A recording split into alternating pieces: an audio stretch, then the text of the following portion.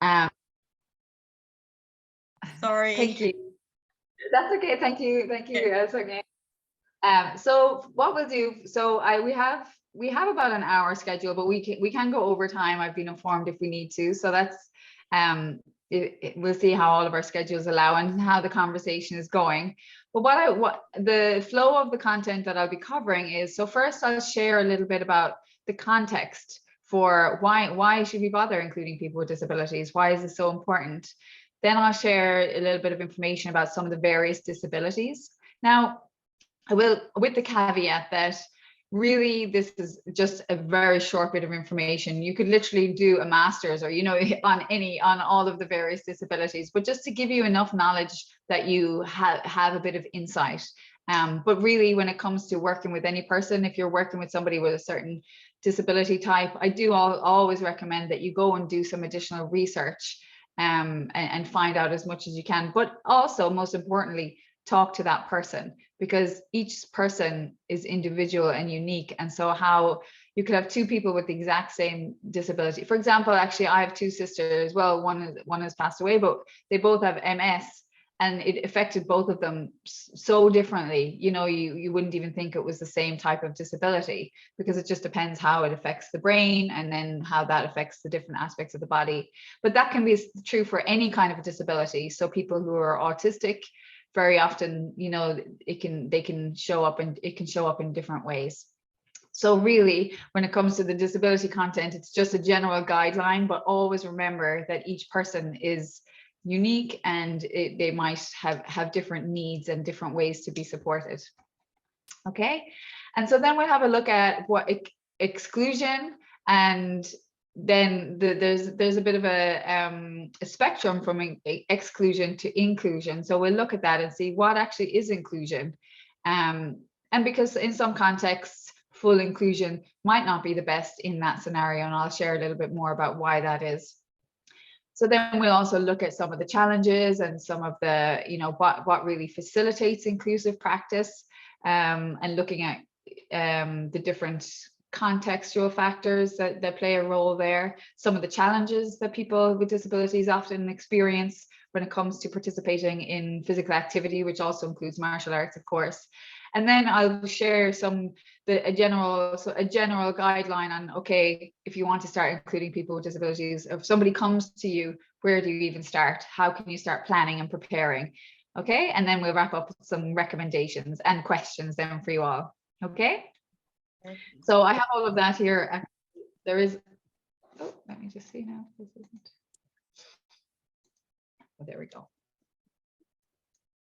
For some reason there. So that's just really what I just covered there. So essentially, why do we want to include people with disabilities?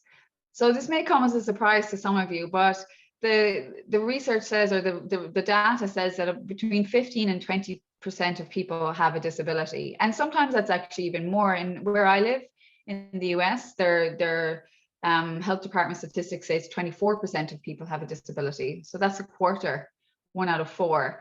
So that's quite a lot of people. And then when they look at physical activity participation, it's far less. And now there is a lot of there's a huge data gap here, because countries, and for the most part, don't actually measure very well how many people with disabilities participate in physical activity. Some countries do, some countries don't. And I have another slide that shares that. Gives a bit of an over, but we can sometimes, there's some statistics that say children with less active than children without. Adults with disabilities, sometimes they can be 3 times less active or twice as inactive. But the issue there is that countries, even the countries that do measure, they don't all measure in the same way. So it's very hard to actually compare across. And then there's statistics that say, there's one statistic that I saw that says 93% of women with disabilities don't get enough physical activity. That's pretty shocking, if you ask me. So when you think of intersectional causes for marginalization, it's even worse. And people with disabilities have even more to gain than the general population. I'm pretty sure many of you already know the benefits, you know, the health, the physical, mental, social, and even the environmental benefits of physical activity. People with disabilities have even more to gain because very often they experience social isolation. So physical activity can give them a way to be involved in the community, can improve their self-esteem and confidence, and it can give them functional and well-being improvements. It can improve their independence. And there's a whole lot of then secondary health conditions that a lot of people will have a disability, and because then they often might have secondary conditions like high blood pressure or cholesterol or diabetes or fatigue and all of these other health conditions secondary that can actually be prevented, or they can either be reduced or even just maintained, not actually getting worse. So there's a very, very strong case for why we really need to be including people with disabilities. And then also, even on it, there's a legal duty or responsibility as well, because actually, I'm not sure if any of you have heard about the UN Convention on the Rights of Persons with Disabilities. So this is a UN convention, like there's many others, so the Human Rights Convention, and it was designed by and for people with disabilities. And there's different articles in there. So for the educators, Article 24 is all about inclusive education, which includes physical education. And then for those who work in practice, martial arts practice, or in gyms or other kinds of practice, professional practice, Article 35 is all about recreation and sport and culture as well. And so in those articles, there's really specific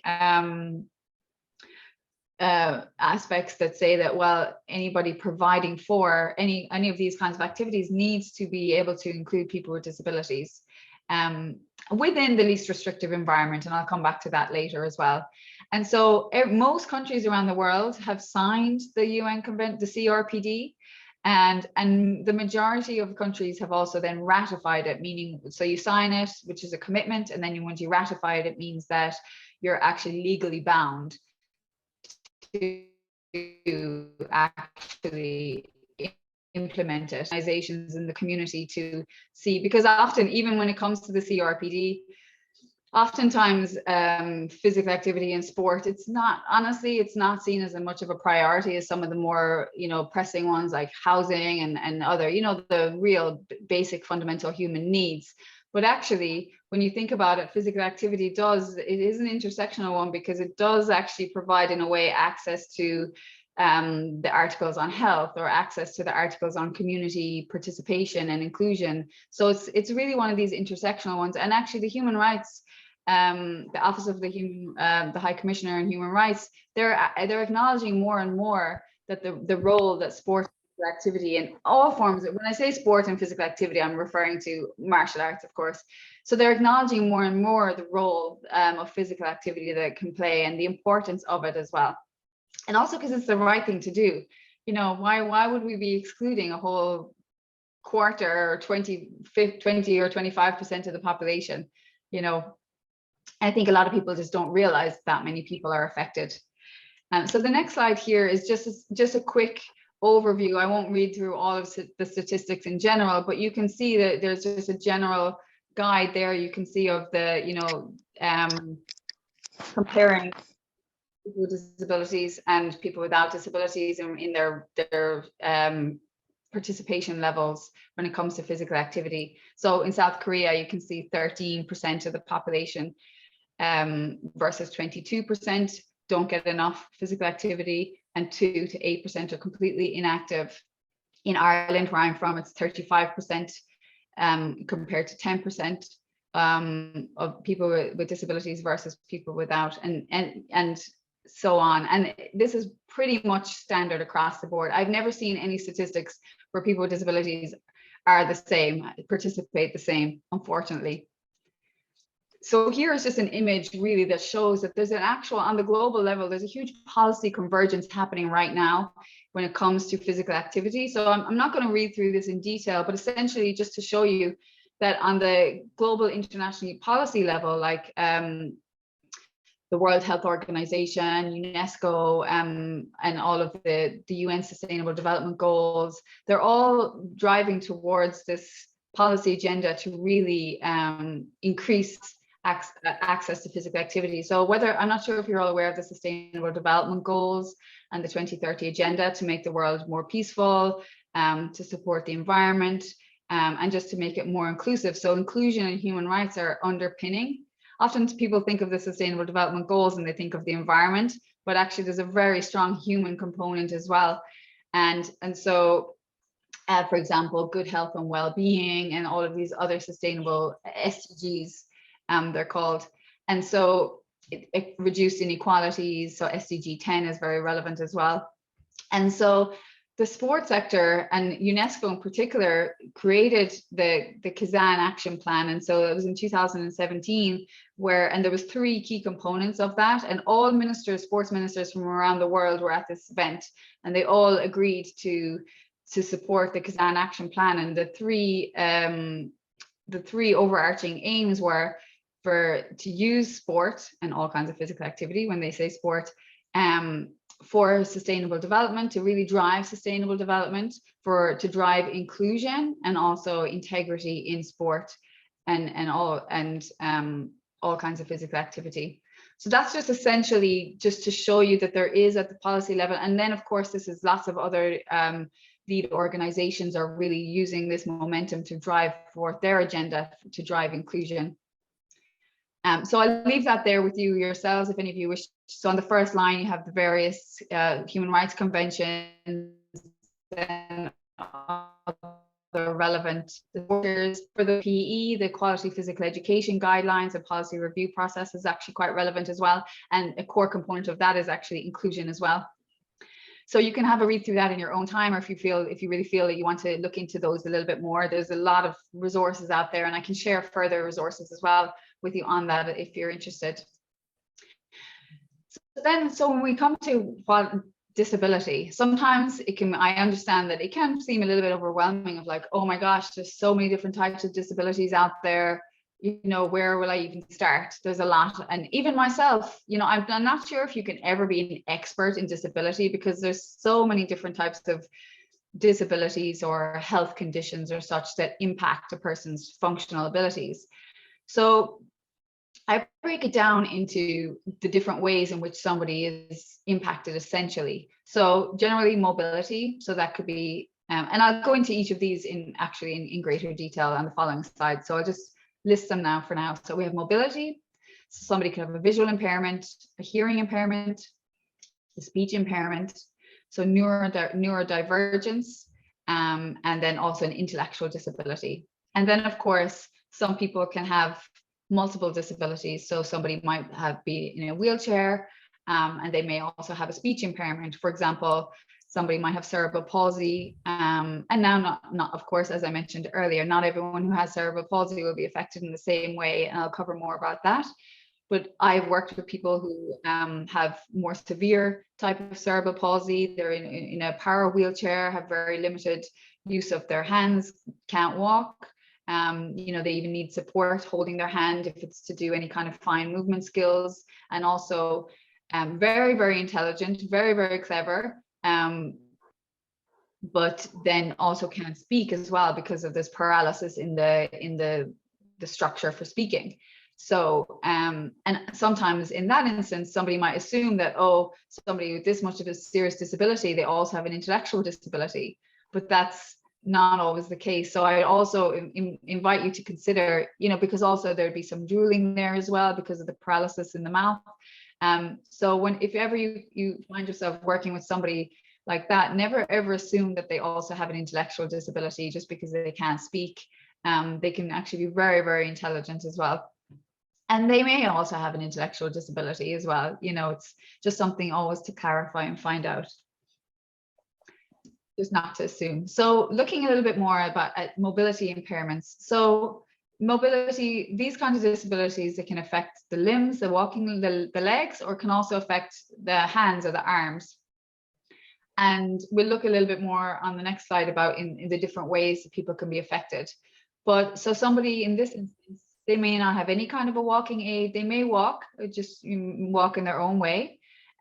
Or they may use some kind of walking stick or crutches. They may even use a walker with their two hands, which would then mean they would need to have, if they had a bag or anything, it would always need to be a backpack.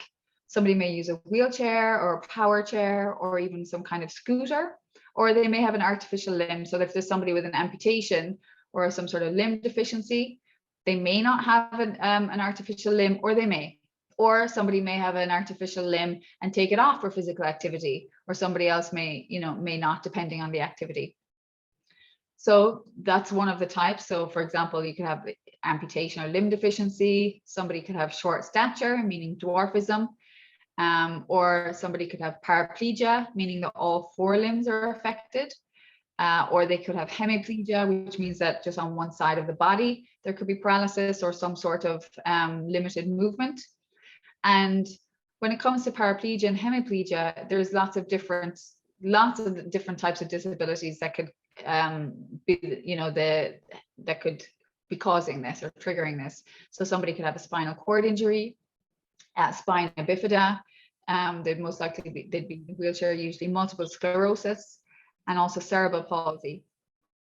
And so when it comes to somebody with a mobility, some sort of impairment that affects their mobility, the primary considerations as such are generally designing your program in a way that focusing on what they can do. It's very often the cause that people just freeze and say, oh my gosh, they're not going to be able to do this, they're not going to be able to do that, I can't think, what are we going to do?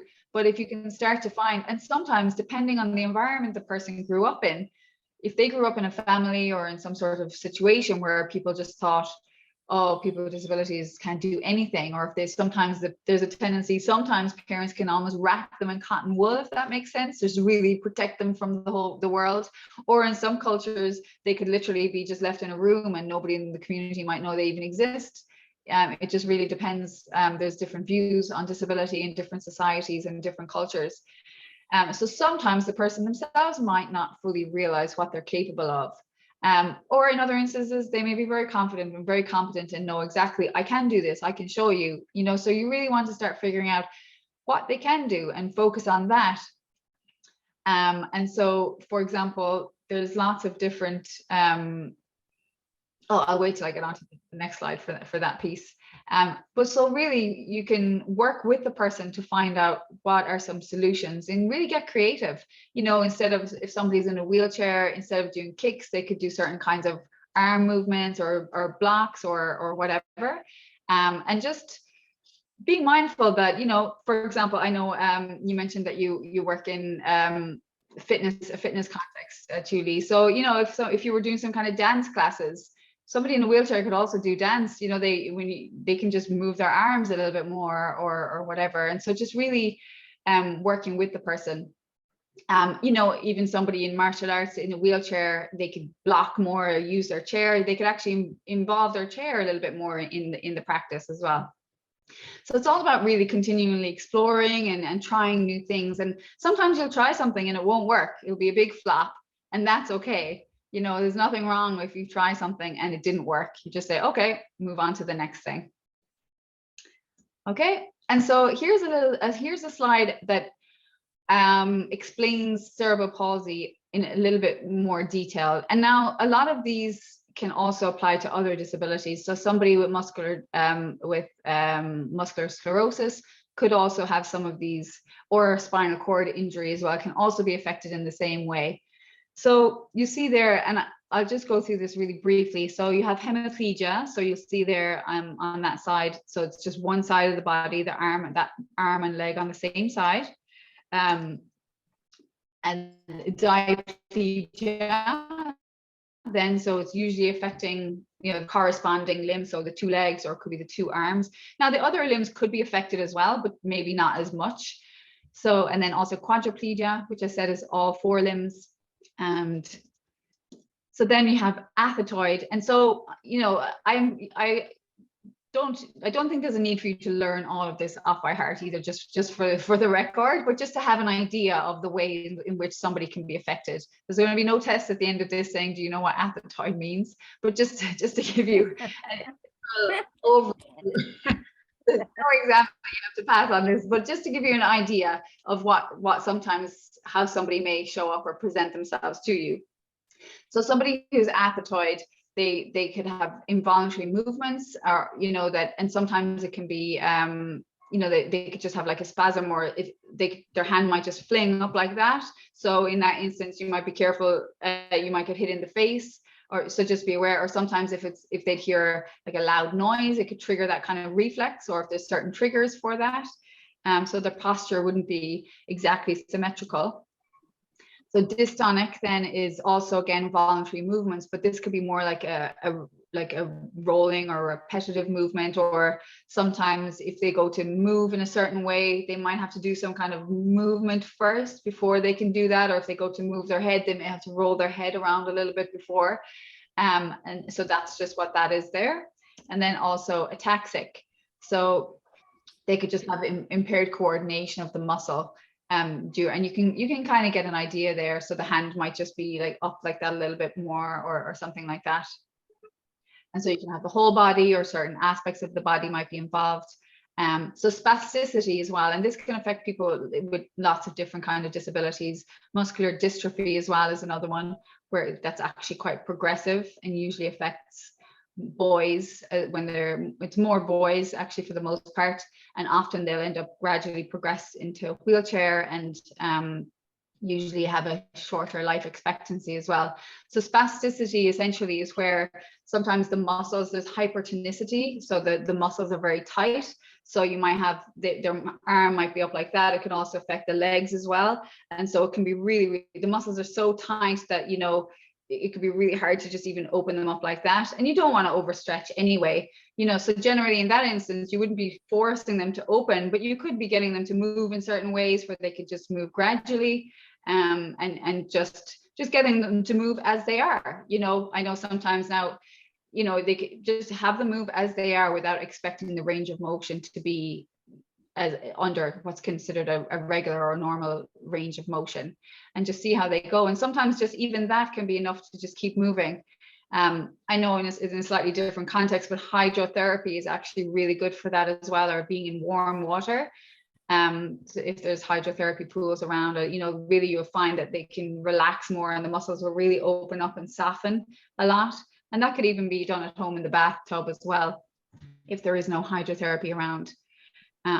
So that's just generally a quick overview of that. And as I said, this can also apply to people with brain injury, spinal cord injury, multiple sclerosis, and muscular dystrophy, and some other disabilities as well in the same way. So then visual impairment. So people can be affected in different ways. So I can see a few of us here now who technically have visual impairments because if we wear glasses. So if we were to take off our glasses, we have a visual impairment. Now, in this instance, generally when it comes to visual impairment, especially when it comes to competitive sports, there's certain, the International Paralympic Committee have very specific guidelines. And so here I just have a brief summary, but there's more detailed guidelines as well, which are actually in the notes underneath the slide. If any of you, once you get the notes, the slide, you can have a look there. So somebody can be fully blind, or they can have no light perception, or then they can have some light perception but cannot recognize if somebody had a shape of a hand in front of their face in any distance or any direction. So that would be, according to the International Paralympic Committee, that would be a B1. So they'd be considered fully blind. Or then other people can, have a recognized distance up to about 2 meters away, or then there's other from a bit further than that. But actually, aside from that, there's lots of different ways somebody can have a visual impairment, and it does often depend on the cause or what it is, the condition. So I won't go into it now, but there's a link on here. You see visual impairment simulator, and you can click on that, and in there you'll find, if you click on the one the button on the right, and it will show you, so if somebody has different visual impairments like cataracts, what their experience is, and it will show you if it's mild, moderate to full, and it just gets a little bit more blurry. Somebody with macular degeneration, it will show you like there's a dark spot in the middle, and as it gets worse, it starts to cover the whole eye. And so it's really useful. And then there's other ways too. So somebody could have tunnel vision, meaning that they might just be able to see one little bit straight ahead like that, or it could even be tunnel vision at an angle, in which case, if I had tunnel vision that was affected that way, I would have to stand here to be able to look at all of you. So you might think then that, oh, why is she looking over there? But it's because that's the only way I can actually see you. And so just to bear that in mind, that, you know, it's not the case that they're not paying attention or not looking, that's just how they can see in that instance. And so generally when it comes to working with somebody with a visual impairment, again, you want to find out what they can see, and what supports they need, how independent they are, like at what age did they start to see. So if somebody has been blind from the moment they were born, they won't have any context for what an activity is, or they, you know, you might have to you could create some kind of tactile little a tactile version of the game or the activity, or you could create a tactile map of the space. So tactile means in that they could feel it with their hands. So you could create a little map of your facility to show, so that they could learn their way around before, or you could bring them on a guided walkthrough. So when they first come to the facility, you could walk them around. And how you would do that, so you would usually offer your elbow, so that the person, so you're walking there and they can have your elbow like that. And then if you're walking that way, they can grab on there, and they have a lot more control over how if they can let go at any point, rather than if you grab their arm, they don't have any control if they're going to fall or anything like that.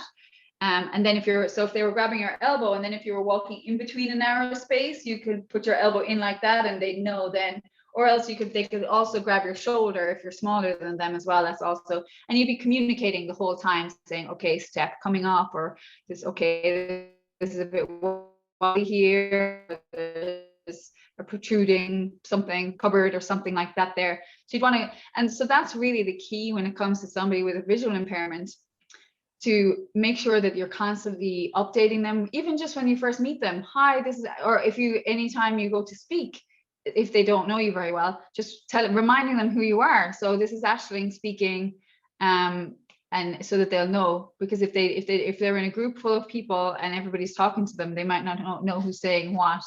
And so just being mindful of that. Now, if they acquired their visual impairment at any age, you'll have a better idea of what they might understand or what they might have a context for. So that's generally, now there is a video here, and again, I encourage you to watch this as well in your own time. It's actually a judoka, Katie Can, who was a judoka at the Blind Judo Foundation in California in the US, which unfortunately has recently closed for different reasons. But she shows in this video of herself making her way to the studio. She shows how she gets in, how she signs in, and how she makes her way around. And also just how then she engages. And there's also some other resources I'll share a little bit about later, where last year when we did the resources we created with ICM, we also created a suite of webinar series. And there was one of our guest speakers who showed up, and he spoke on a few of the different webinars. He's fully blind as well, and he shares a lot about his experience, and he does judo and jiu-jitsu, and he's black belt, and he's also doing a PhD in inclusive education as well. And just seeing, it's very, very insightful and shares a lot of knowledge, and from his own perspective as well. So I highly recommend those as well, if any of you are interested in learning more on the topic. So next I'll cover intellectual disability briefly. So often called ID, sometimes it could be cognitive impairment. And it just generally relates to how we remember things, how we concentrate our attention, how we perceive language and orientation in time, in a place, and also people. And so often if somebody has an intellectual disability, it could be, well, they could have a brain injury, or they could have Down syndrome, which is a common one. Most people will be familiar with Down syndrome, and there's certain facial features that are associated with that as well. Fetal alcohol syndrome. So while the mother was pregnant, if she was drinking a lot of alcohol, that can have an effect, and an intellectual disability as well. Dementia or Alzheimer's as well, or other ways as well in which somebody's cognition can be affected. And so if you think of how the functions that are impacted, generally then that relates to how you would actually communicate with the person or how to instruct, and really finding ways that you can be sure that any instruction you give is simple, it's really clear, that you're very patient, that you're making sure that they have understood.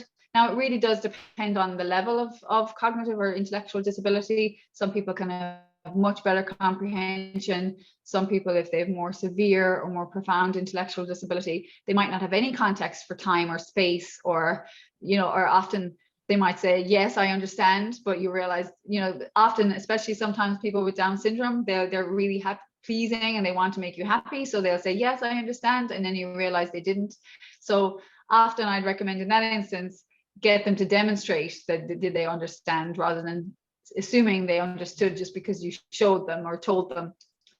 But a very useful tool in that instance is creating little cue cards with images, or often a common one that I've seen used that works really, really well, or that I've even used too, is you can create, one of those lanyards with a chain around the neck with some little laminated images on there, so that they can, even if you have a sequence, so really you'd want to break it down into different steps. So if there's a complex movement or some kind of complex activity that you're doing, really break it down into the first step of like, do this first, get into this position, and then once you're in that position, if it's something to do with their posture, then check your posture, or whatever it is. So you want to break it down into very simple steps that they'll do one bit, make sure that they've perfected that, or they've got it to a standard that's good enough, and then move on to the next bit.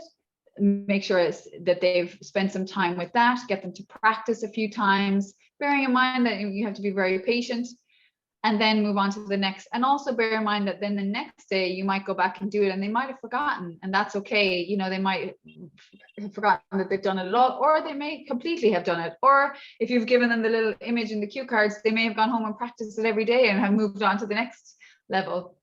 So just being mindful of that,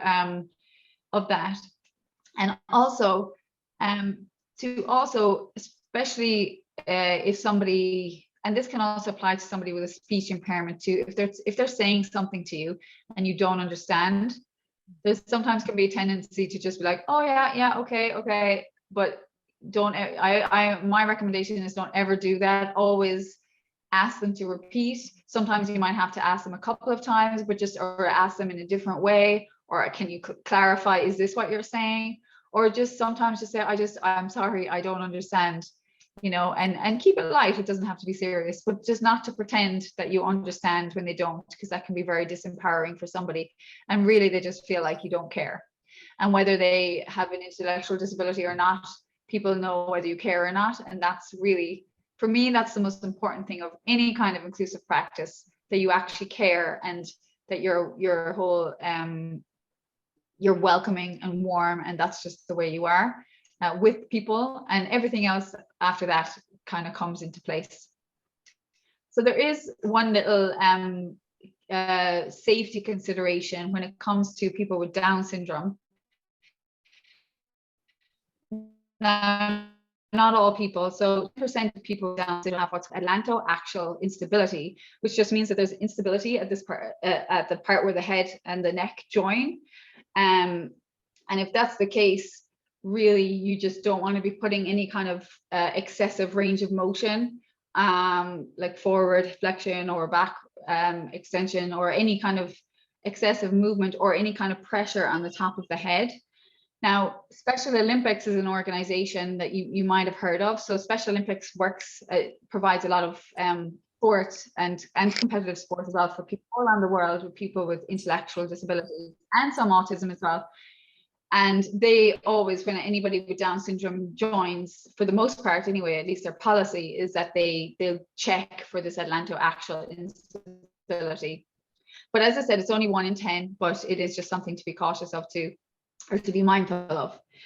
And so there is a video here as well, but again, I'll let you watch that in your own time. But it's a very nice video that just shows a judo demonstration, a Special Olympics judo demonstration as well. And I just put the time on there, so there's just a minute of that video that I found would be of good interest to you all.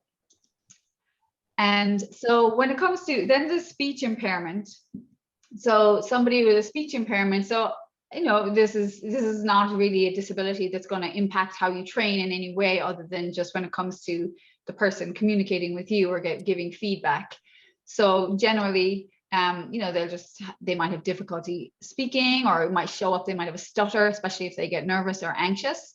And so generally somebody with a speech impairment, now they might not have any device or anything, they might just stutter and that's it, and you just give them the time without rushing them. Generally if somebody's stuttering and if they think everyone's getting anxious or annoyed, then that'll make it worse. And so if they learn from early on, okay, this person is okay with me having a stutter, it's okay, this is a safe environment, they're going to be a lot more relaxed, and they'll probably be a little bit less likely to you may find they stutter less than in an environment where everyone's like, oh my God, will you just spit it out? What are you trying to say? Or where people are kind of pushing them. So if somebody can't speak at all or doesn't speak not verbally, so they communicate non-verbally, there are many different ways. So somebody might use pictocharts, which it's an image system. So often they'll have their language for lots of things that they use, words they'd use commonly, so they can just flick through. Somebody could have some kind of communication device where they'll type. There's also eye gaze technology, which is fairly advanced technology, where they can just look with their eyes and their device will actually speak on behalf of them. Some people might just have some kind of internalized or familiar communication. Like I've worked with a person before, and they didn't speak verbally, they didn't use any device, but so it was really just no communication, and they had a certain way of, they look one way for yes and the other way for right. They had some certain symbols or signs, oh, I need to go to the bathroom, or so they had some different little symbols that they were able to do, and that everybody in their immediate community understood, like everybody in their family or their close friends. Now I know as this person was and they could communicate with an iPad, but their hand had to be held because they didn't have, they had cerebral palsy, so their hand would shake, or even just to be able to press a certain button. So if they wanted to do that, somebody would have to hold their hand and then they'd be able to press. But I know this person has moved on now and is working on eye gaze technology, because if they want to be out in the world, obviously it's much, to be a little bit more independent in the world, it's better to be able to communicate it more. And so, as I said, it's really just about being patient and respectful. And also bear in mind that somebody, if they have a speech impairment, they might be very self-conscious speaking in a group. And they may not, they might be happy, comfortable, but, just if at some point you could have a word with them or see, if you might notice this person is fine, I don't need to have a word, but if before putting somebody on the spot like that, if you had the chance, or if you were kind of paying attention, you could just say, are you okay speaking in front of the group or not? And then just responding accordingly. So hearing impairment. So also there's the Deaf Olympics as well, some of you may have heard of. And so when it comes to hearing impairment as well, the accommodations are quite minimal as well when it comes. So if somebody is deaf, there's not a whole lot you have to really consider, other than how do you get the message to them. So if you can't blow a whistle, if there's some alarm going off, they're not going to hear it. So generally you'll want to be waving flags, or you can flash the lights is a common way as well, or have flashing lights that they can see within their vision. Or if they were down on the ground and you knew that, obviously instead of you want to be waving a flag up here, you want to wave it down, so in a way that it will catch in their vision. So there's lots of different ways. And so that when the person, some people, there's different ways that people who have hearing impairments or are deaf, how they hear or communicate. So there's a whole deaf community. And so there's like a community around the world of people who are deaf, and they are very proud of being deaf.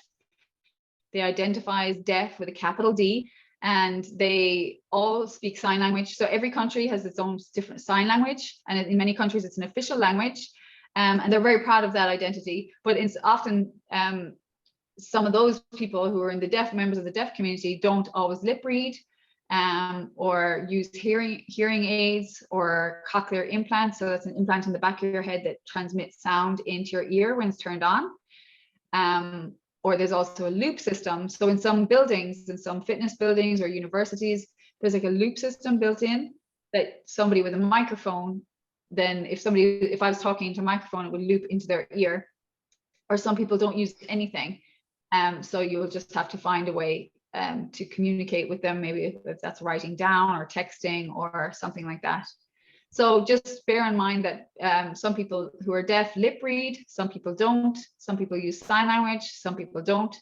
If somebody is in your class and uses sign language and you don't, I do recommend that you learn at least how to say hi, or teach everybody in the class how to say hi, or just some very basic words or expressions that would help them feel welcome and that people actually care.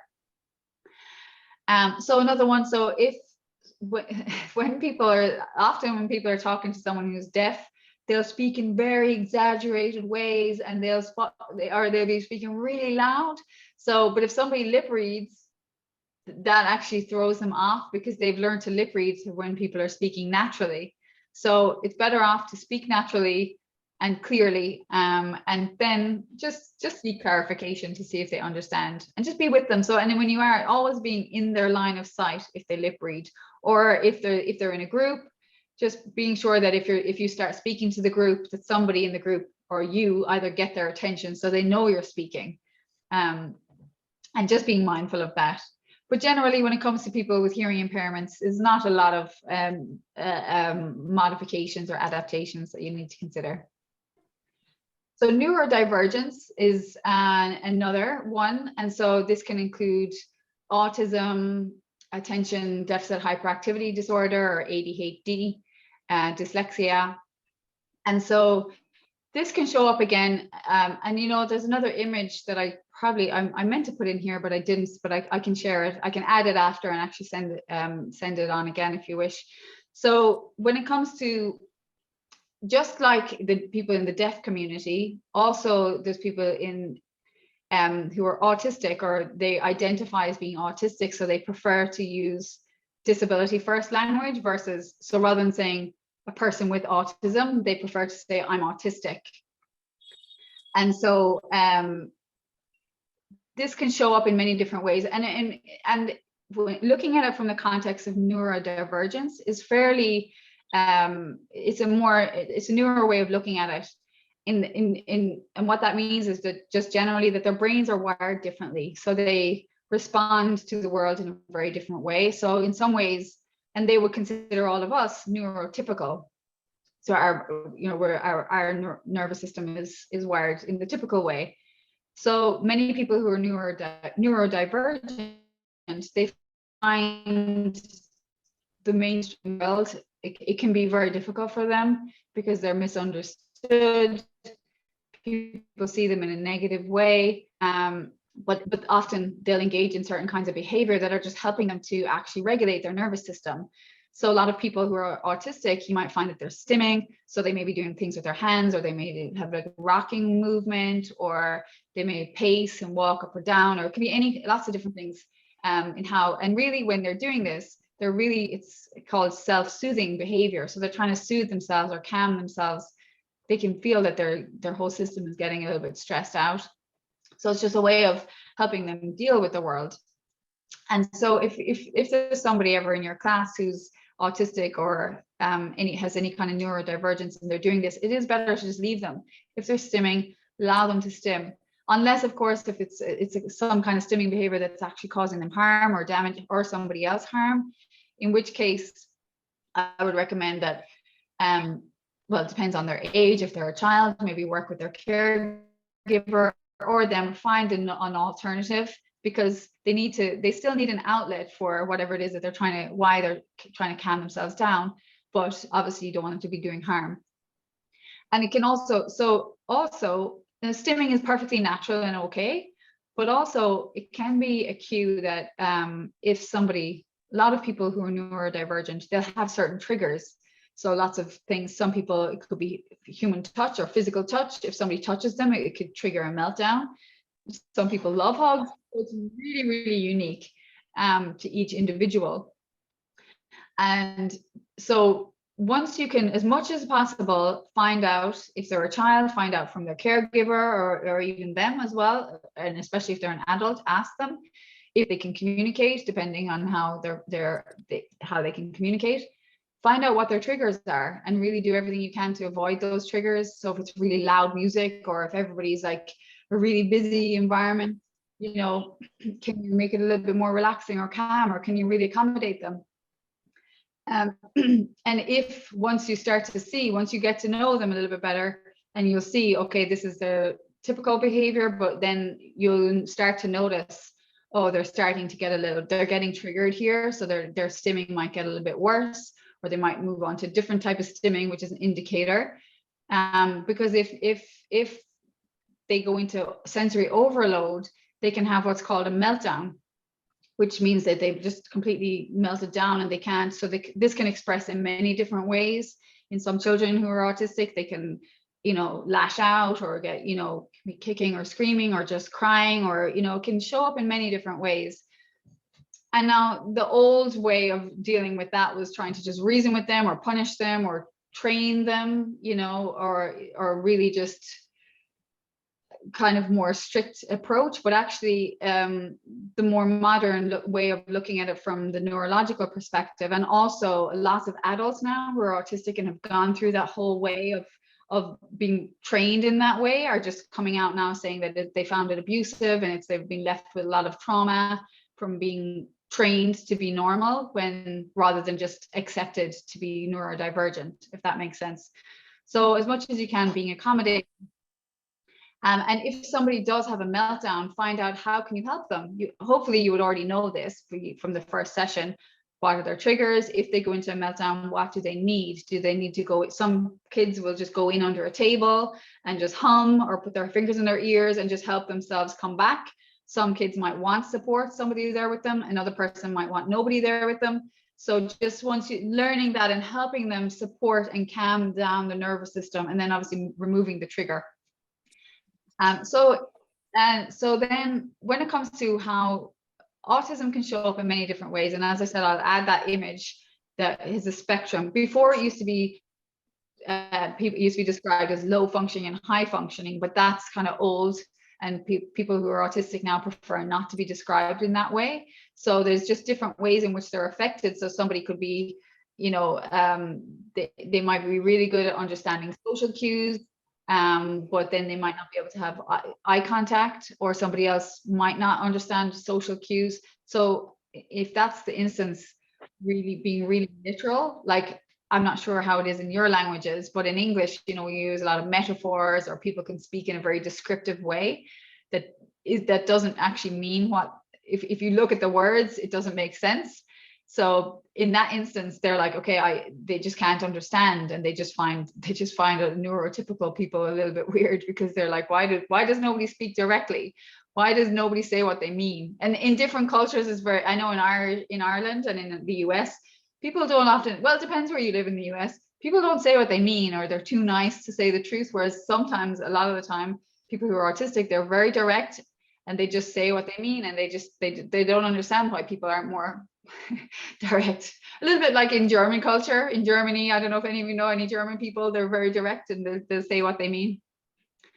So there's again another little video there, but I won't go into it in too much detail, but I'll let you have a look. So when it comes to exclusion to inclusion, really, so when we look here, here's just a general image, and this is when it comes to any kind of inclusion of any really marginalized group. So when we looking at exclusion here first, or I think you're seeing here. So here we have in the middle all the people who are, we'll say, the neurotypicals, or the people without disabilities, or, you know, and we're all, you could say, well, of course we're all different and unique, but, you know, we're all the same. But anybody then who's different is outside the circle. And this is often traditional of, like, you know, we get together in our group and it's like, oh, you know, well, I don't do this, but maybe I did when I was younger. Like, oh, the person's different and we don't want them in our group, or whatever. So that's just a standard, the way it used to always be. Definitely, I know in Ireland many years ago, people with disabilities were often put in homes and centres and nobody saw them. They just weren't out in society, or just forgotten about completely, which is locked away, even in some cases, just put in a room and nobody knew. Then the segregation is when they're just put separately. And this can even apply to, in race and other kind of marginalizations. In some cultures, even women aren't allowed to engage with men and all of this. Then we have integration. So when people first started talking about inclusion, they're like, okay, let's integrate everybody. So they put everybody in the same, but they didn't actually create any supports, or they didn't change the systems or the structures. So then all these people who were different were just put in the mix, but they just struggled because nothing had changed. So that, integration in that instance, in that context, doesn't really work. But really, for true inclusion, is you want to really change the whole system, change people's minds, change people's attitudes, see what needs to happen in the different environments, so that everybody's welcomed, and people, there's a bit more equity, so that if people need supports, there's supports there that will give them equitable access and such. But there is the caveat, though, when it comes to inclusion. And I know often, even in education in particular, there's a lot of research out there, and even physical education too, of like, and maybe what they're really referring to is integration, is because a lot of people with disabilities were put into mainstream education, but not enough supports were in place. So it didn't work, and everybody kind of suffered. So the people who didn't have disabilities didn't have the same quality of education they had before, and the people with disabilities didn't either, because there wasn't enough supports, or whether it's funding or support staff or aids and all of that. So when we talk about having the least restrictive environment, really, so inclusion, and this is even in the CRPD of, so when inclusion within the least restrictive environment, meaning that there's the most appropriate placement, considering the person's skills, abilities, and the resources that are available, because that's also a very a big issue as well, of like, yeah, you know what, we're very warm and willing, we really want to, but we just don't have those supports, whether that's in your organization or at the national level. The money's just not there. So in that instance, you have to just see what's really best for everybody, rather than just being really dogmatic that we're going for inclusion no matter what, and then with people kind of not getting what they should be, the service that they deserve or should be getting. So when we look at then challenges to inclusion, and there's lots of different types of challenges, but we can break it down into when we look at the whole person, and in the disabilities world or sphere, it's called within the biopsychosocial model. So bio for body, psycho is the mind, and then the social. So we look at every person as this biopsychosocial being interacting in their society. And so then when we look at it from that context, we have environmental factors, which are physical environment and the social environment, and then also personal factors like the person's ability, their attributes, what their personalities are, what their personality is like, what they like themselves, their preferences, and also their life circumstances. And so when we look at research, so there's been a lot of research done out there on what are the different types of factors or challenges that people experience when it comes to participation. And so factors can be inhibiting, but they can also be facilitating. But some of the common ones are, ensuring that the facilities are accessible as much as possible. Now, I know with older buildings, sometimes it's not, and there's without lack of funding. Maybe in your country, there's grants available for making your facilities accessible. In other countries, maybe not. And accessible public transport, does that exist? Is that often transport is a huge issue for people with disabilities getting to a facility?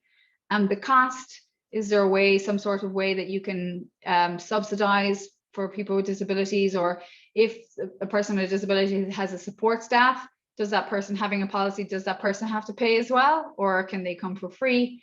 And so on. Laws and policies, of course, when the national laws are in place, and then sometimes there's a gap between the policy and the practice. So sometimes you have to do a little bit more advocacy, but also checking are your own policies inclusive as well. One of the biggest issues when it comes to disability participation in physical activity is training, that the staff don't know how to actually include people. Around the world, that's one of the biggest issues. They just don't know, and whether that's physical education or any kind of sport, they just don't know how. And so here you are doing something about that. And then social attitude prejudices as well is another one. And that's key really as well, especially, if people, and I won't go into it, that's a whole other conversation for a whole other day, but I'm pretty sure you're aware, maybe you might even have some biases yourself about disability. And, or maybe you might be very much aware, you might have heard people speak in certain ways about people with disabilities. There's a whole, we could speak for hours on that really, about the different ways that, and biases that people have and how that looks. Then personal factors as well. So that's looking at the external, then looking at the individual themselves, what they like, what they don't like. Do they have transport? Their individual abilities. So really looking at what they can do, but also being aware of what they can't do. So, you can emphasize more on what they can do, and also how much support they have. Do they have a support staff? Do they have a paid person with them? Is it family or friends? Are there people in their home supportive of them engaging in physical activity? As I said, sometimes it can be the case that, the parents, especially with younger children, they might want to protect them from harm, but they're actually causing more harm by not allowing them to participate as well.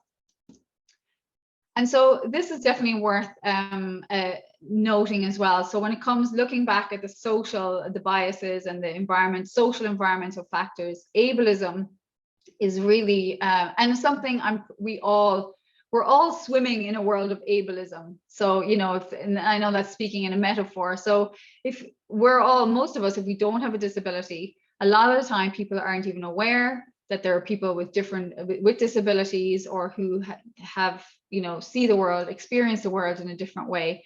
So there's often, we can be, through our conscious and unconscious biases, we can be prejudiced against them, and we can be perpetuating what's called ableism.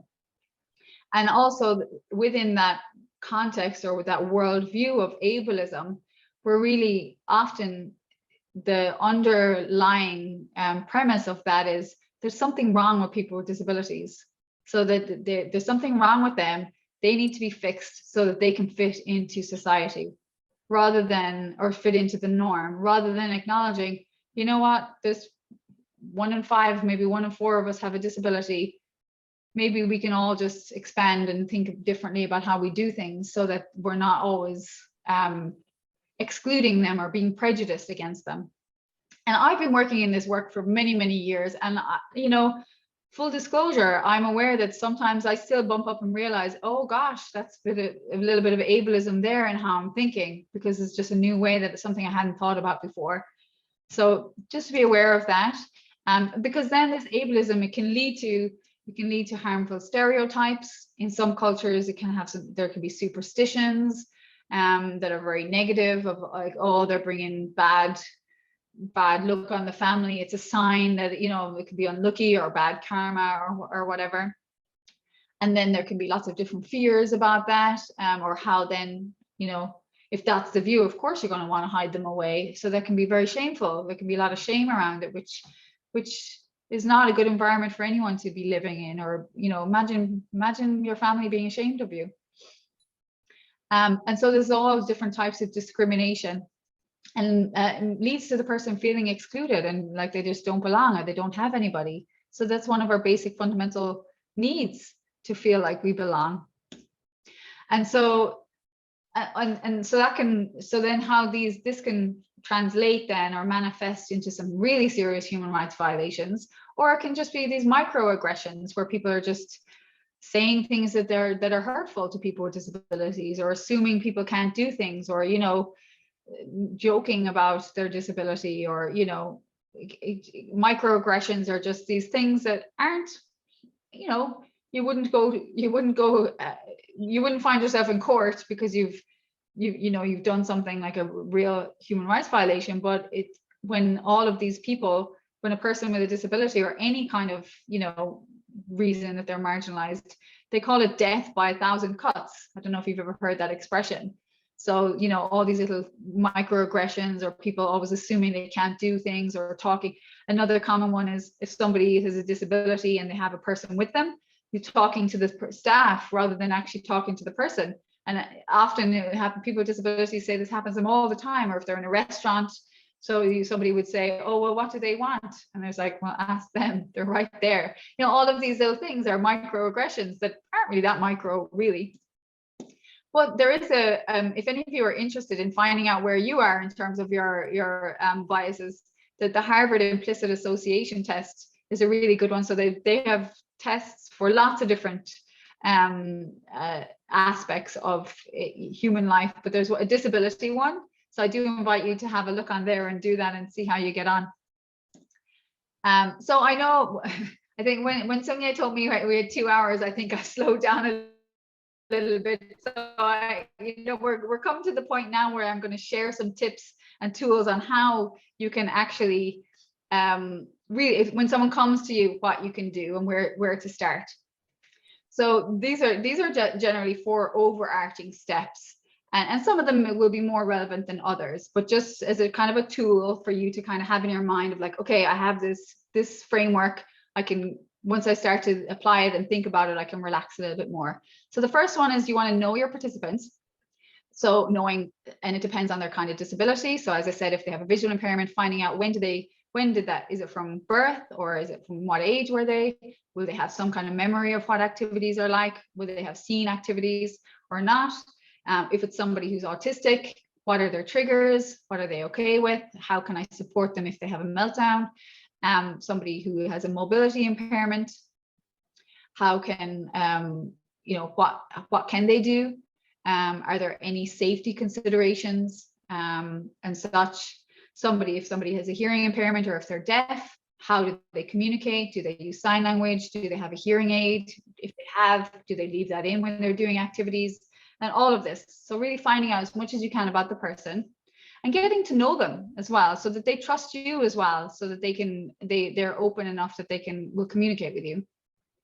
So then you want to define the task, and that's just thinking of what does the task look like, so that I can then see where we can adapt it, if we can adjust the rules, and so on. And then placement options. So how do you want to lay out the session?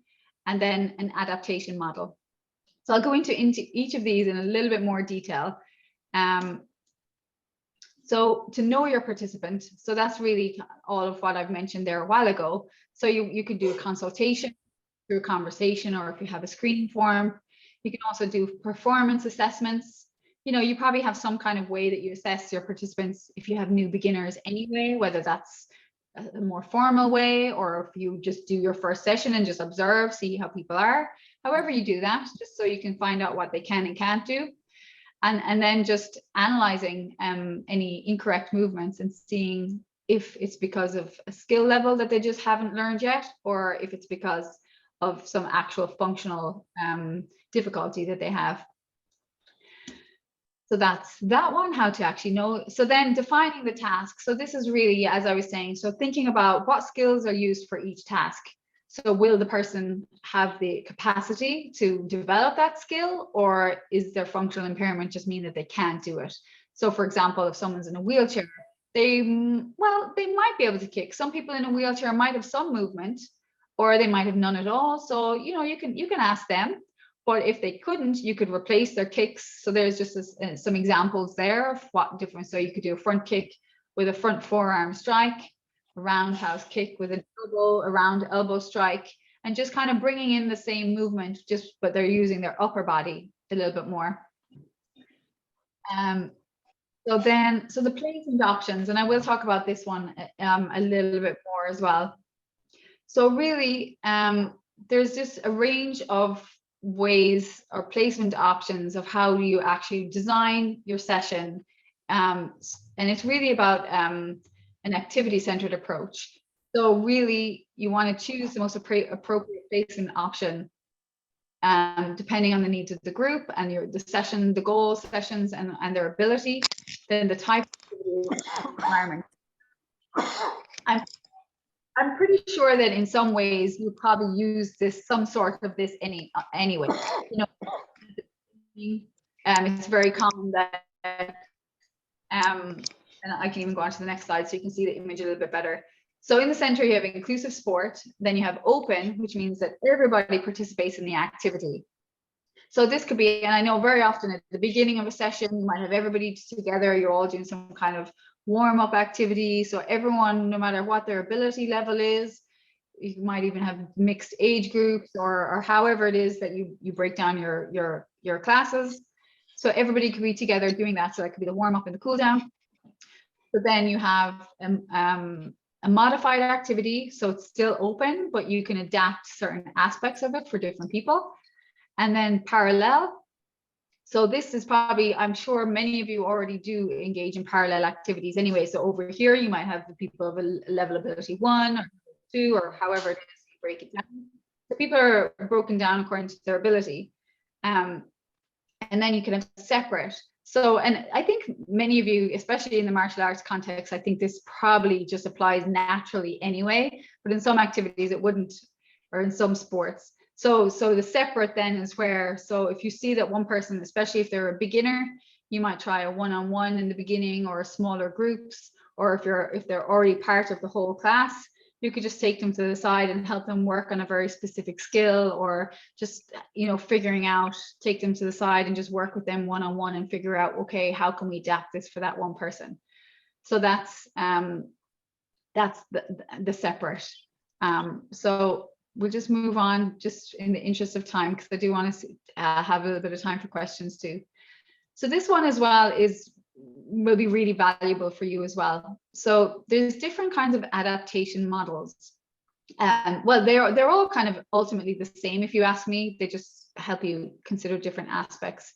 So you have the inclusive times model, or another one that's commonly used is the tree model or the step model. And they're just essentially acronyms for different aspects of an activity that you can consider adapting. So for example, in the inclusive times one, and I'll go with this one in the resources just because it has support and the others don't. But aside from that, they all pretty much have the same thing. It's just worded in a different way. So if you consider the time, the instruction, movement, the environment, and support. And so, as I said, you'll often see the tree model, which is also teaching style, the rules, equipment, and the environment. So these are just different. And I'll go on to the next slide so as not to confuse you. So if we're going to go with the time model, now, like I said, the others are pretty much the same. So if you want to consider the time, so you know the person, you know the kind of ability or disability that they have. So how might you adapt for that person? So if you have, say, for example, time, somebody who's the time of day might be relevant for them. If, you know, it could be the case that if they have support staff, will they need to have their support staff there with them, so that it couldn't be in the morning or in the evening, whatever time their support staff is available. With some people with visual impairments, you know, they might see better during the day rather than in the evening. And this really depends on your context as well. So the time of day to practice, if, you know, some people might, if they're on certain kind of medications for their health or whatever, certain times of day they might be too tired to practice, or some people with MS or certain kind of, if they have a lot of fatigue is a part of their disability, they might have a lot more energy at certain times of the day than in the other. And so some of this might be more relevant if you're, say, for example, if you say, okay, I'm going to go to a disability service, there's some muscular sclerosis association or whatever, and I'm just going to do a session with this group, so people have similar kind of disability or something. So then if you're helping finding out when will be the most appropriate time for that group, you know, you could have some conversations and ask some of those questions of what time will be best for you.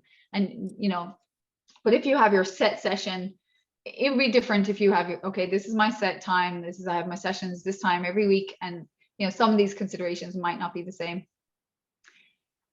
So consistency, especially with people who are autistic, sometimes it can, not always, but often it can be the case that they need to have things at the same time, the same day of the week, at the same session. They do the exact same activity to warm up, they do the exact same activity to cool down and wrap up the session. So that having that repetitive structure is really comforting for them in a world that's a little bit wild and that they can't understand. So sometimes in that instance, it can be very supportive. So instruction as well. So always being respectful of the person and seeing them as a person, not seeing them as a disability. Yeah, they have a disability. We're not denying that the person has a disability, but we're not seeing them as a disability. So just seeing them as a person, having this can-do approach. So finding out, kind of a problem-solving approach, essentially. Like, okay, this is what you can do, figure this out, and really building trust with the person. So over time, they'll see this part, if you're caring, they'll know, and they'll start to trust you more. They could have gone to some other places and they just said, sorry, no, we don't work with people. I've heard of that happening numerous times, of like, sorry, we don't accept people with disabilities, So then having smaller groups in the beginning for beginners, communicating in needs-based communication. So what that means is, if the person has an intellectual disability, you're not going to be using these complex words, just communicating in a way that they'll understand, and always seeing communication as this two-way process, that, you don't always just communicate, I communicate this way and that's it, versus, okay, people in my group, they have different levels of comprehension. Some people don't understand things, some people like more complex instruction. So, and just instructing people in the way that they can best understand. And then in here as well, instruction, because it's kind of associated with coaching style, remembering that you can always adapt the rules and the structure, competitive structure. Now, and maybe in martial arts, I'm not sure. Yeah, there are rules and structures, but when it comes to, if it's just community recreational practice, it's okay to break the rules. It's different if somebody's going for competition and if they say, okay, I'm really serious about this, I want to go for it, and I want to progress up. But even in that instance too, and this definitely came up on the webinar series last year, that in some instances it was like somebody with a certain disability just literally physiologically could not ever do some of the moves. So if that was the case, they would never have met the criteria to progress. So in that instance, the coach actually supported them and actually approached the federation and worked with them, and they made a concession for that person. So just being mindful of that as well, that it's okay to break the rules, especially if it's just fun, recreational practice. So movement, so we have time, instruction, movement. So designing the program, again, it's coming back to that can-do approach, working together with the person and finding solutions, and just being creative and continuously looking at new techniques. So I know I did mention that a little while ago. So the environment, so creating a really welcoming environment, so with physical access. So as much as you can, is it possible for you to adapt the environment? Like, say, for example, if you go back and watch the Katie Can video, were there ways to, like, she was able to tell, she could feel the difference between the floor and the mat. So she could, because there was a little bit of a lip.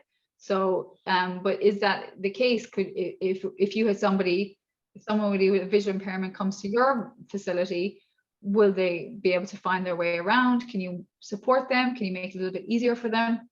Is there anything you can do to be a little bit more accessible? And then equipment as well. So in some instances, there is equipment in some martial arts, some there isn't.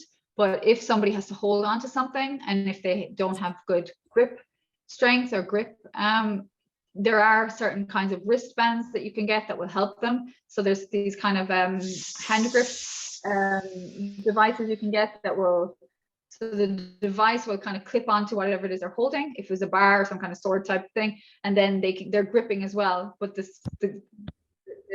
equipment is doing most of the gripping for them, because they literally need to do the gripping otherwise.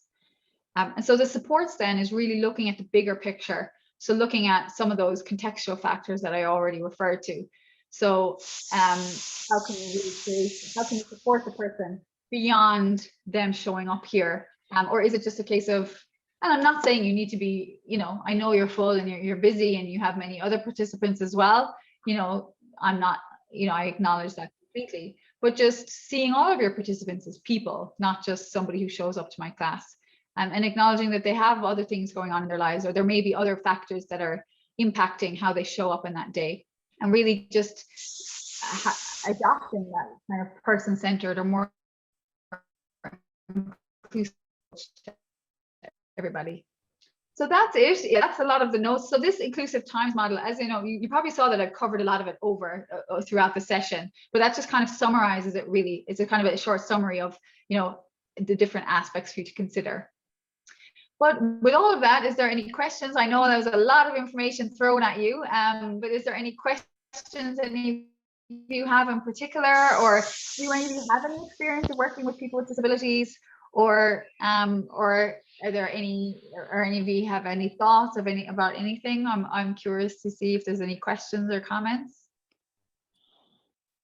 Sure. Can I go first, please? Okay. Yeah. It's okay. Thank you. Thank you. Okay. Actually, I will talk quickly. I have three curious questions and three experience to share.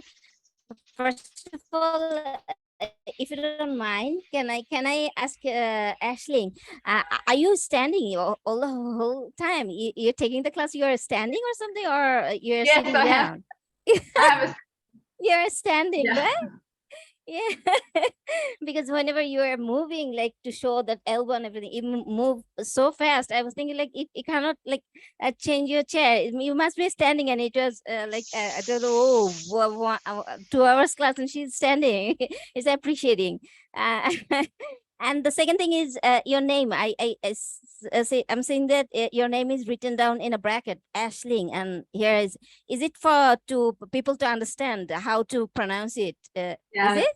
yes, it's an Irish name, and some of the Irish names are very not phonetic. So I put it And the to third make thing it is, I easier for told you, people. it's curious question. It's not, but and the third thing is because we have done three sessions before, and this is the first time I'm seeing that the subtitle, the English is written in the screen, and I didn't see it before in the class. Is it because of your computer, like you have set it down like that, or because it's very appreciating, but because sometimes we don't understand, and if it's written down there, and if I miss it, I can write like read it. And I thought that maybe you have set it down because you work with the disabled, and so you know what are the short things people may fall into. Is it because of your like because I have seen this day. I haven't seen this Well, before. actually, that was Sonia who put that on there, but it's a setting in Zoom that you can turn Oh, on okay. transcript when Okay. you're So doing. okay, whatever. Yeah. So this is a nice thing, and Sungi, thank you. Thanks, Sungi. Yeah, actually, I didn't know, but But it's thank you so anyway. I show up and inclusion just happens. Yeah. nice. So I'll be quick with my personal experience. Actually, my niece, my elder sister's daughter, she uses hearing aid. She's from her birth. She had some problems, and she's using hearing aid. So when she was getting not that much physically active, because she doesn't have that much of friends, because whenever she has to talk, she has to talk louder, and sometimes she doesn't understand what her friends are saying. So this is the same. I was so curious about it, like yes, she has limited friends, and so she doesn't play that much or doesn't have that chance. So my sister, she said that you have a fitness center, and why does she has to like worry about going other places, and she can join your class and everything. And to tell you frankly, and please, all the participants, pardon me if you think like I'm a bad person or something like that, because I was avoiding, making some excuses that today is too much hot, today is too many rush, she won't be feeling good, today is too less students, she will not enjoy, and something like that. And actually, I was afraid that how to deal with her, including all the students, and should I like raise my voice to make her understand, and what other members will feel and everything, and maybe it will make her feel bad, and if she'll get upset, and obviously my sister will kill me and everything, like if she feels bad, and or if she starts crying like something. So I didn't I was looking for some manuals or something to how to adjust. And yes, definitely from time to time I like experimented with them doing anything, any theoretical knowledge. I explained, and then I told my other members about her and got connected. So I actually also told her to use like to start swimming. As you told in the class, the swimming would be better for her, but she couldn't do it because her hearing aid. She doesn't want to keep it away because she doesn't hear anything. But with wearing it, she cannot swim also. So yeah, I think that your class will be very helpful. And lastly, from my another experience, my son, I have a son, 19 years old, and I train him with some of his friends.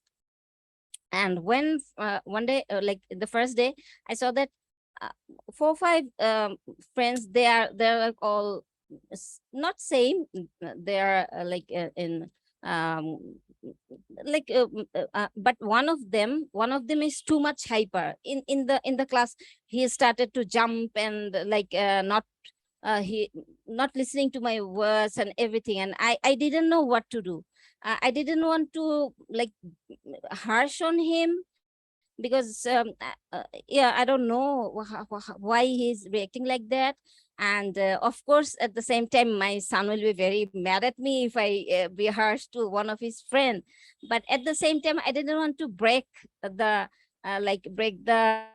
what can I say, the decorum of the class, that one person is like roaming around and then joining and then jumping, and I don't know.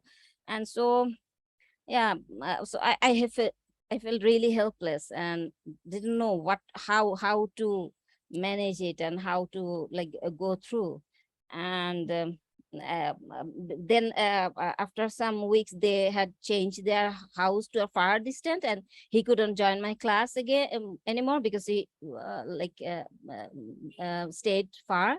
And trust me, it again, please don't judge me like a bad person. I was relieved that, oh my god, now that he's not in the class, I know how to do it. But actually I felt bad. Actually I felt like I'm failing. As a trainer, I'm failing. I don't know how, and I have to learn it. And so yeah, thank you so much for this class, actually. Thank you. Oh, you're welcome. And thank you for sharing that, because it takes courage to be so vulnerable and sharing and being so honest and authentic. Because I understand, and because that is the case when people don't have knowledge about how to handle these situations. They do. We just say, "Oh, I don't know what to do, so I'll just hope that they go away."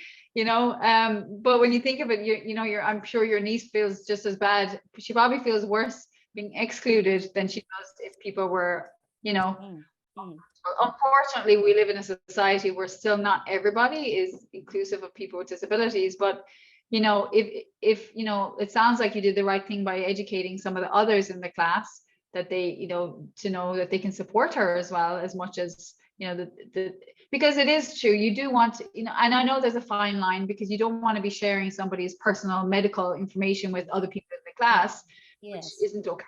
But you also want to share that, there's somebody new joining the class, and they're sharing how we can support them. We can best support this person if we do whatever it is that needs. I know in the instance with the boy you were saying, I'm not sure, did you say he has ADHD or is he just hyperactive? Actually, I couldn't find out because whenever I asked his parent that your boy, I told in a positive way that he's very super active, is very fun, but is sometimes it gets difficult to be in the class and not listening. Does he do that in class, in school, or in house also? But they didn't answer that much, and I thought I felt like they got a bit insulted or something. They didn't want to talk about it because you said it all right, that in our social society, they don't take these differences in a positive way. I felt like maybe that's why they didn't want to share, and that's why I didn't also ask repeatedly. I just went on. however way I can. I know. And so I've had similar experiences myself. And I can recall when I spoke to the parents, the mother purposely didn't disclose that the child had ADHD and that he had certain behaviors where he used to get violent and kick and, wreck the place. And the mother, I remember I had to call her, and the first time she kind of said, no, everything's, but the second time I had to call him because he was getting violent and was attacking me and the other participants. And in the end, it turns out that, the mother, she just didn't want to be honest because he'd gotten, anywhere else he'd gone, he'd always gotten kicked out. So because nobody ever knew how to deal with him, because most people didn't know. And even me back then, this was many, many years ago, I didn't have, I'd done some training, but I didn't know what I knew then, what I know now back then. And we just didn't know how to deal with him. And it really depends on the person. And the level, like, is it just, sometimes there might not be a disability, it could be just his parents spoiled him and he's not used to ever having anybody tell him what to do. He doesn't like rules and he's just, a little bit spoiled. But if it's the case of neurodivergence, or where there's literally this energy that they just need to, in that instance, sometimes you could find a way even to engage with them a little bit more. Could you give him some responsibility in the class? Is there something you could do that he could be in some way supporting you with, keeping an eye on things, or help lead with you a little bit, obviously in a safe way, but give him some sort of responsibility that might help him be a little bit more engaged as well. Yes. There's lots of different ways, and it really depends on the person as well. Okay. Yeah, sometimes it say, is it that sometimes he said that I better should find out the spoiled one, like spot the spoiled one, like not in a word. I don't know what would be the exact word because English is not my mother language, to find out the hyper one and give him the most important responsibility so that he thinks that he's important. He keeps him cool and he puts his energy on that. Is it all right? Yeah, I think and it really depends on the case, because there could be other kids as well who have ADHD and haven't been diagnosed. So I think it's really about, kind of getting to know and being a little bit more curious about the situation. It sounds like you're not going to get any more information from the parents. So, I wouldn't in that case, unless he's doing harm or something like that. But well, if he's moved away right now, but just talk in hypothetically if it was to happen again. Finding, it depends, if now I know with, when it comes to people who are autistic or, with a lot of ADHD, they do prefer not to have this kind of if you behave well, then you get this, or punishment isn't really the way to go, but more of accountability, or well, let me rephrase that. So if it comes down to neurodivergence, where there's certain triggers that are triggering a behavior so the kid is in the class and there's something that's happening that's making him get really triggered by, he has to his stimming is getting worse and he's going ahead for a meltdown. In that instance, you don't want to be using, consequences of if you do this, you're kind of going to get punished. That's the old way. So if that's the instance, if that's the case, it's really about, well, is there something we can do to either support him with that to avoid this trigger? Maybe the music's too loud, or maybe he's too close to the speaker, or maybe in the example, could he wear headphones or something like that? Or is he just a child that never learned boundaries, never learned rules, and his parents left him do whatever he wants, so he doesn't. So then of course in that instance, in that case, a common strategy is to really help, there's behavior rubrics that you can use in a class. So, the child could say, how's my behavior going? And you could give them this little handout, and I have them in some other resources I've created. So, or you can make one yourself of okay, how's the behavior going? And if their behavior is going very well, or if they check positive or they're getting positive checks, then maybe after the end of the week or on a certain session, they could choose some activity, or they could choose the music or something that, you're kind of, in that instance, when it's a neurotypical person, you're just training them to just have better behavior, and just also, if that's the case, just having good, clear boundaries of, this behavior is just not acceptable in my class, And I know Thank you. it's tricky, it's not black and white.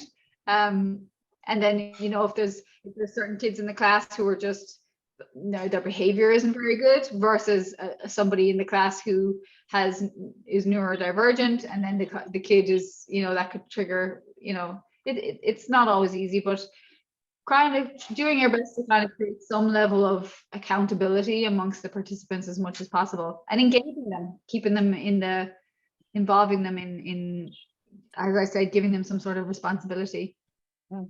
helps. Thank you. Thank you so much. Thank you. Listen, I also want to acknowledge the time because we've gone over quite a bit on time. So, you know, I know initially we said we'd go for an hour. So I think, sorry, Miss Fang has. Yeah, I have. But it will just take 2 minutes. So thank you so much first for your presentation. So I think the presentation today is very comprehensive and very detailed, but very practical. And this afternoon, when I received the email from Ms. Hong, and I got the topic for today's class, I tried to search for some academic materials to get better prepared for your class. And I got a academic paper, and I want to share a picture with you, and I will send it. I think it will be helpful.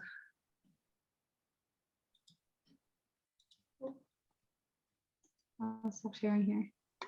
Yeah, can you open this picture? Can you?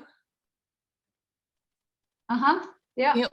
Yeah, it is abstracted from academic paper, and it is the organizational structure of the structure of IPC. So I think it is helpful for us if we want to have better understanding of what you have taught us, and we can visit the official website to get some more citations, get more materials or reports for our further studies. So I think it will be helpful, and it is bilingual in Chinese and English, and you can just see the English version.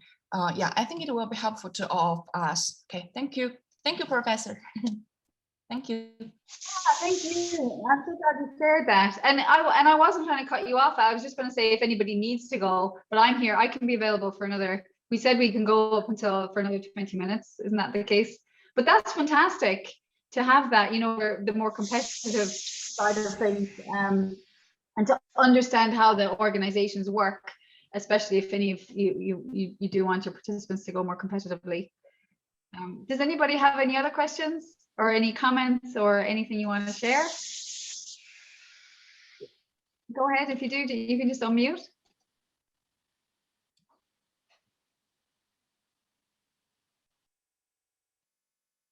Were you going to share? Oh, there you go. Just last 1 minute. Okay, thank you for the presentation. It helps me in understanding disability. Yeah, I have two first,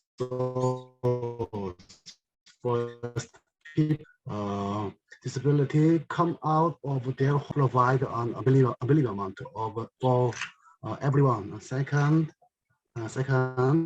why should we teach martial art, not sports? What can help with martial art? That's what I'm thinking. Yeah. Thank you for presentation. Could you repeat that? So why should it was just breaking up a little bit as you were speaking. So your question, so why martial arts? No question. That question. I have two things. First, people with disability come out of their homes. Our sociology should provide an employment for everyone. And the second, why should we teach teaching martial art, not sports? Okay? What can help with the martial arts? That's what I'm thinking. Just thinking. Yes. And thank you, and thank you. Good presentation. Yeah. Thank you, Professor. Oh, thank you. Thank you so much. And well, you know, to help you think a little bit further as well, I just want to share as well that we did, and I know I mentioned these already, so we did, and I can share my slides as well. So last year there is UNESCO ICM, they have an online platform where there's a module that that I created last year with some other experts in martial arts as well. So on disability and inclusive martial arts, and it looks at disability, but it also looks at women and girls as well, because they're often two groups that are often excluded, especially in martial arts. But in general, they do participate. Women and girls and people with disabilities do participate less in physical activity, mostly anyway. And when that is even intersecting, like I was saying, women and girls with disabilities, that's even less. It's shocking how few women with disabilities participate in any kind of physical activity, not just martial arts. So those resources are there, and there's also a really, really good webinar series. We created 10 webinars last year with lots of different experts, so with different topics, and they're in the slides that I shared. And I'll resend those slides again. So yeah, as I was saying, just because I do want to add one thing, but so there is let me just say, so the links are there. So that's the link to the platform, and also the webinar series. So there was a range of topics from people with different types of disabilities speaking and sharing, some of them that do martial arts themselves. So from looking at the inclusive education as well, and the universal design for learning is really I know some of you said you were physical education teachers. So within inclusive education, there's this whole universal design for learning framework for inclusion, which is also very relevant in this context as well. So there was a whole series, as I said, there was 10 of them. There was some really good experts from women and girls and gender inclusion in martial arts as well. So I highly, highly recommend that you take a look and listen with them as well. And there's also another really good resource called the Prime. And I know UNESCO ICM actually translated that into Korean as well. So it's the Prime. What is Prime? Me and my colleagues worked on that as part of an EU funded project. So lots of different experts from across Europe worked on developing, it's basically inclusive martial arts manual as well. And there's lots of other resources. I can also actually go back when I update this, I can include, so from some of you, some other resources that me and my colleagues have worked on as well. So there's one resource called UFIT, which is Universal Fitness, Innovation and Transformation. So that's a whole, especially for you, Julie, you know, you were saying you work in fitness. So it's all about inclusion and fitness. And there's also an online resources there as well. And there's another one I did work on called IPEPAS.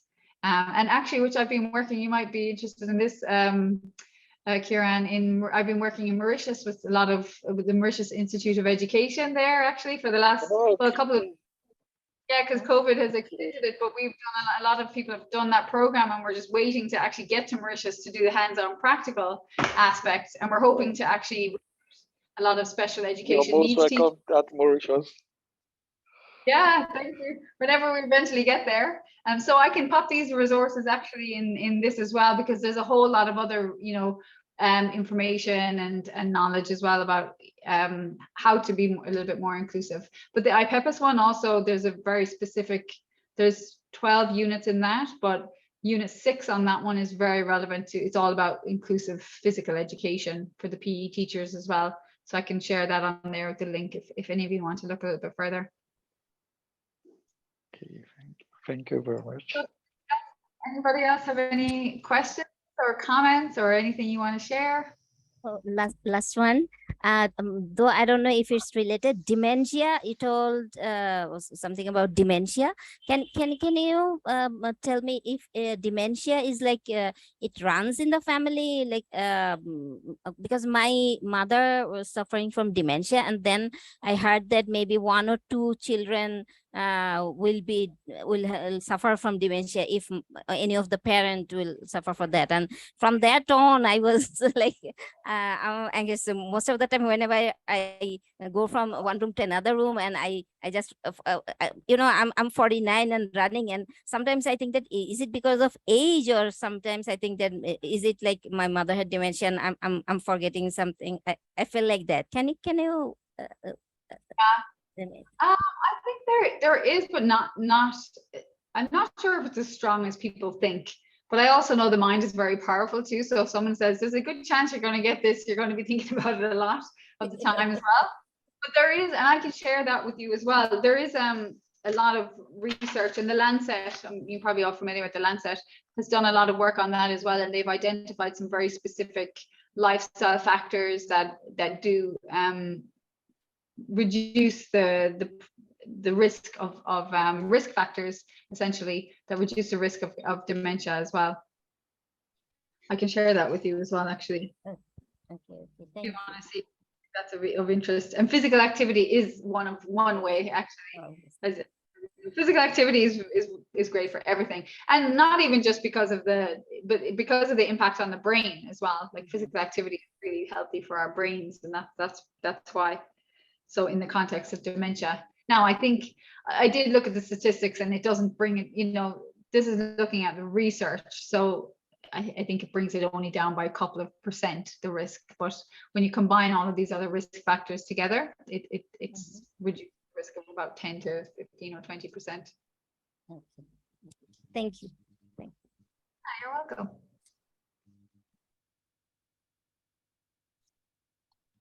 I think it's been quite 2 hours. So thank you very much, Aisling, for sparing your precious time and lecture. And thank you everybody for sparing your time. It's quite late now. So I will, can I share your email address with participants so that Yes. maybe, yes. Yeah. Yes. And I'll forward you the updated version. I'll just add a couple of points to the presentation. I'll send you that. All one right. again. Okay. All right. Thank you for all for staying engaged. I know it's a long time. We said an hour, but we're nearly at 2. So I appreciate that all. Maybe we all probably want to go move our bodies now a little bit and stretch. Yes. I invite you to stretch out a little bit before you go rest. And thank you all. It's been You're amazing, standing for a whole lot of 2 Thank hours. you very much. You're very welcome. Take care, everybody. Okay, take care. Have a great day, Aisling, and everybody. Yes, Thank you, you. everyone. Thank you. Thank you. Bye. Thank you, Sinead.